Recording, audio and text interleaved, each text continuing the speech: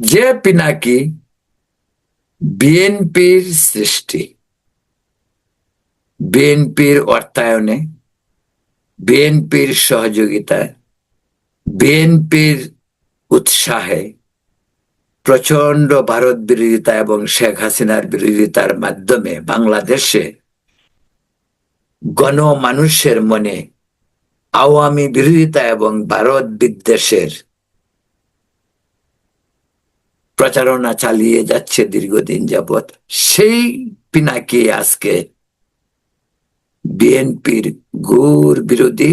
শুধু তাই নয়, বিএনপির বিরুদ্ধে নহে ইস্যু নেই, ঘটনা নেই, তিনি বলছেন না। এমনকি মৃত্যুসজ্জায় যখন খালেদা জিয়া, তাকে নিয়েও সেই ৭১-এর কোন মেজর কি করেছিল সে কথাও বলছে। পাশাপাশি তারেক রহমানকে নিয়ে অনেক ধরনের ব্যঙ্গ পরিহাস করে যাচ্ছেন। এটাই ইতিহাসের একটি অংশ।